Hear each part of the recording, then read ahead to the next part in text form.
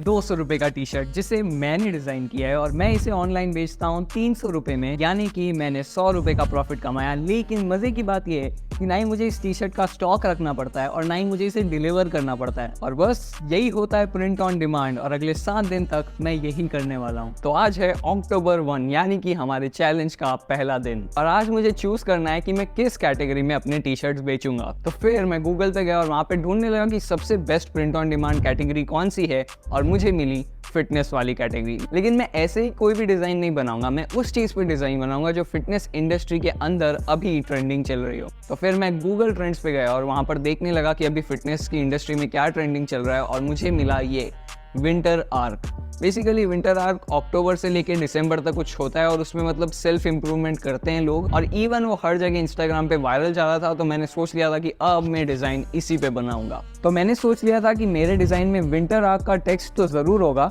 लेकिन मुझे ये समझ नहीं आ रहा था कि उस टेक्स्ट के ऊपर मैं इमेज या स्टिकर क्या रखूंगा। तो मैं वापस से इंस्टाग्राम पे गया और वहाँ पे रील्स को स्क्रॉल करने लग गया, क्या पता मुझे उनमें से कोई आइडिया मिल जाए।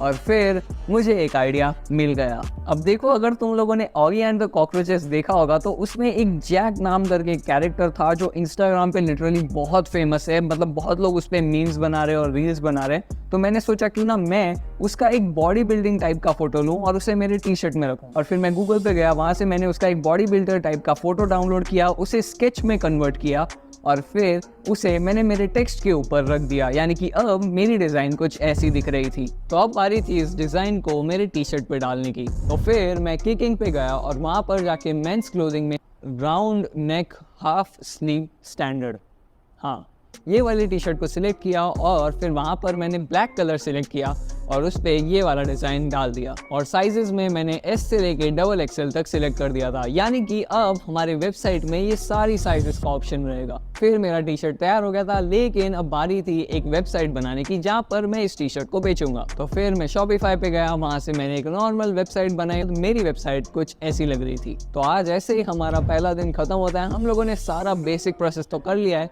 लेकिन अब कल बारी है एडवर्टाइजिंग की। तो